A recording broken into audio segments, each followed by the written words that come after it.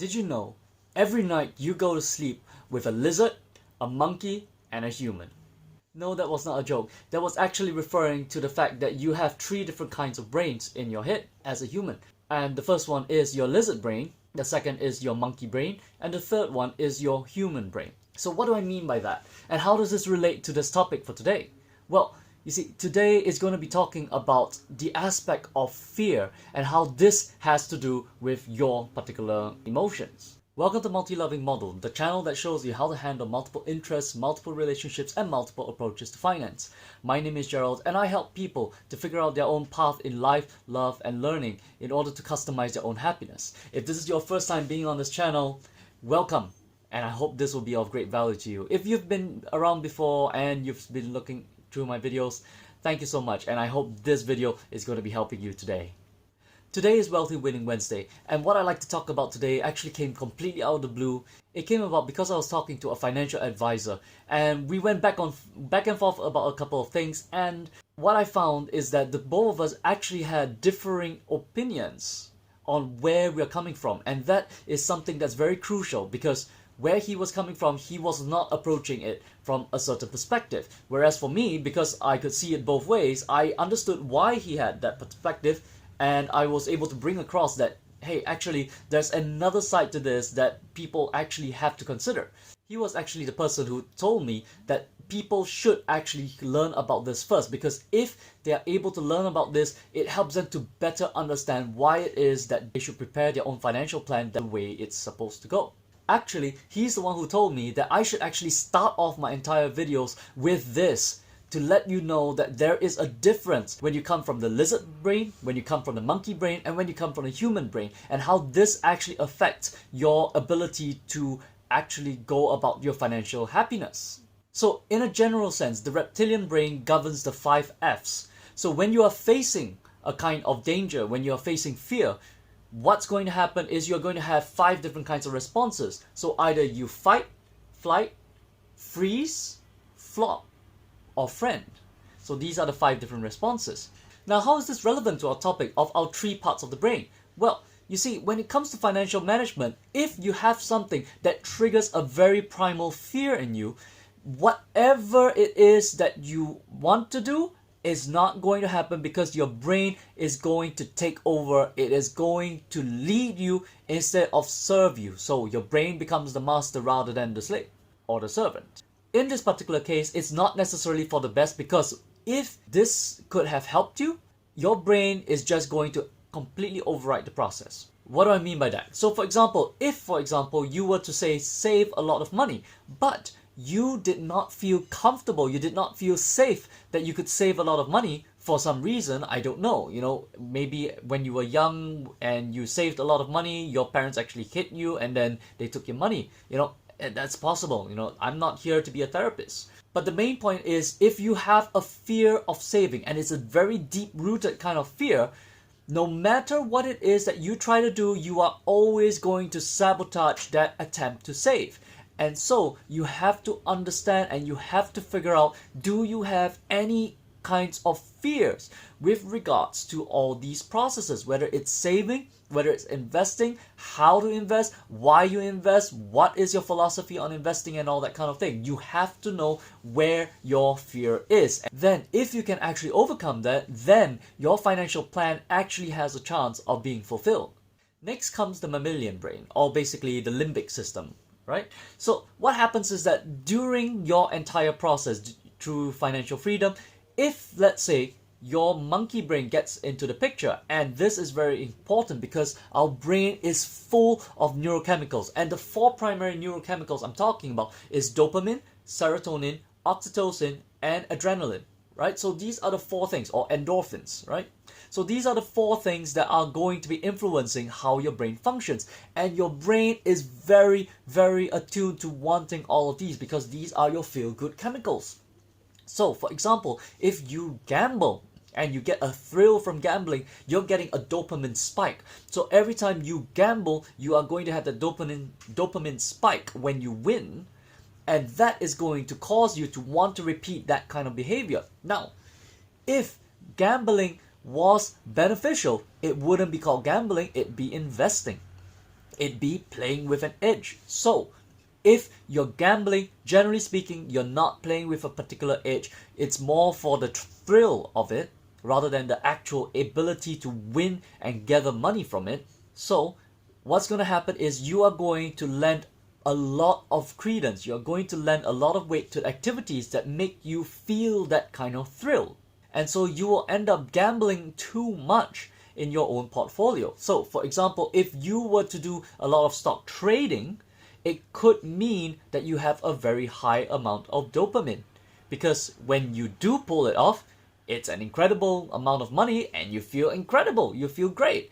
But when it doesn't, your dopamine stays low and you want to repeat the process and you keep going and going and going and going until you get that hit and then it feels good and you keep doing more. Now, the problem with this is, let's say you're trying to create a financial plan and you are gambling your money away. That's not going to be beneficial because in the long run, the chances of you actually gambling away all your money is far higher than the chance of you actually landing that critical hit and telling yourself it's time to stop. Your mammalian brain, your limbic system is not going to tell you to stop. It's going to tell you that felt good. Keep doing that. So in order to have a successful financial plan, you must know what triggers your four chemicals, and if you are able to, actually hijack the system so that you actually get the feel-good chemicals when you do something according to your plan.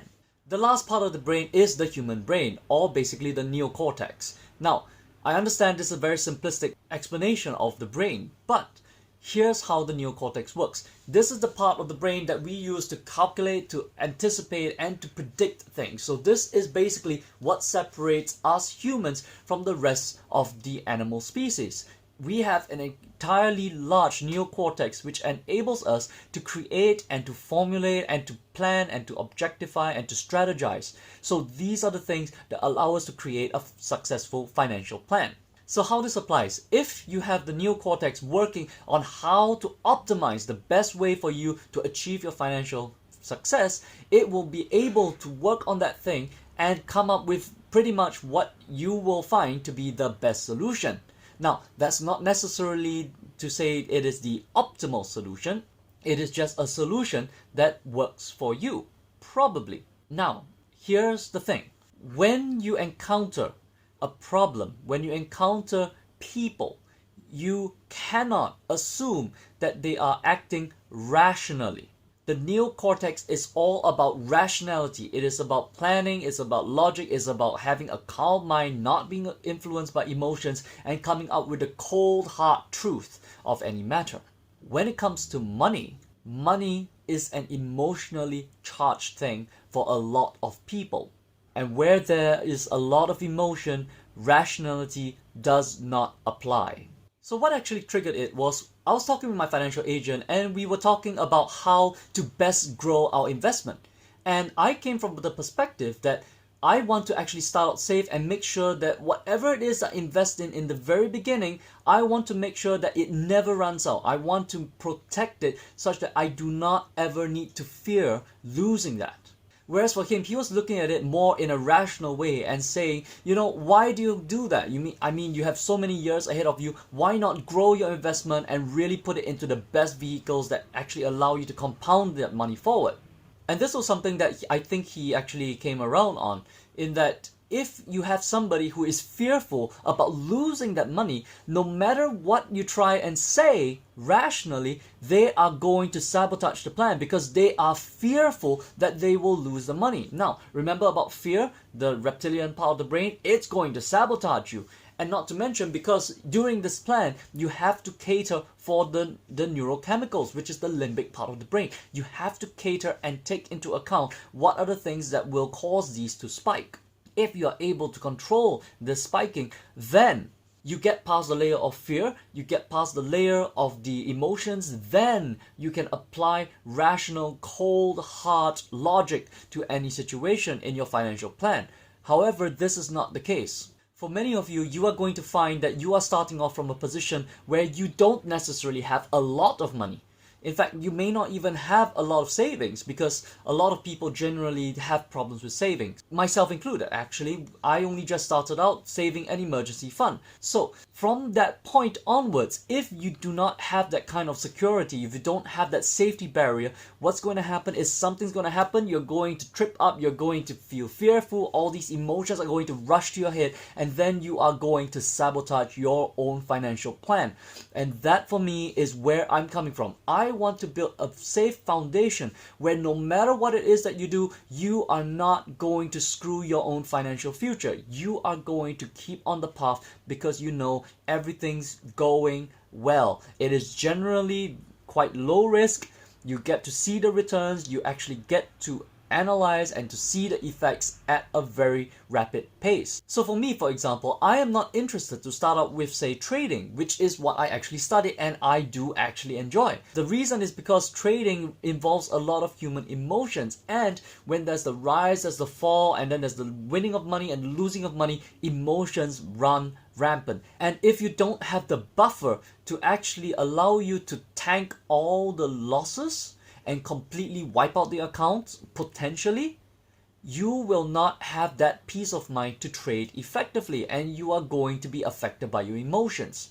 So I would not encourage doing trading when you are beginning your financial independence journey. Now, once you've crossed the line past financial independence, then that is a whole different story, because now, no matter what it is that you do, you could stay at home, you could read the entire year away, and money would still come in that would still feed you, that will still clothe you, that still provides you enough for your entire family, right? So that is financial independence. Now, once you've reached that point, no matter what you do, you are not really going to screw up unless you start taking on more debt.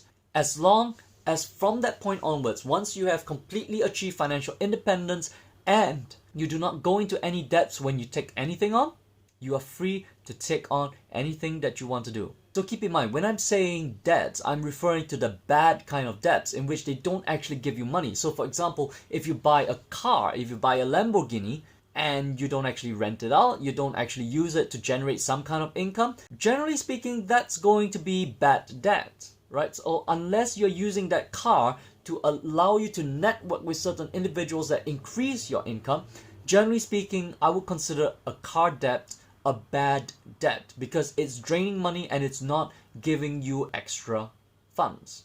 Good debt, on the other hand, go ahead with that. In fact, it's even better if you can use good debt at this point, because at this point, if you know how to structure your investments, if you know how to protect yourself, to set up the correct legal structures in order to protect all your assets and finances, I would say good debt is incredible. Go ahead. It allows you to leverage and to really ramp up your financial independence into financial freedom.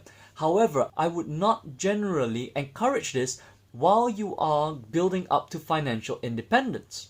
The exception being, for example, if you have real estate, but you live at the real estate and you're subletting, or perhaps you live in a duplex and you're renting out the other unit, or you're living really close by where you can actually monitor and you are actually managing it, I would say that is still alright.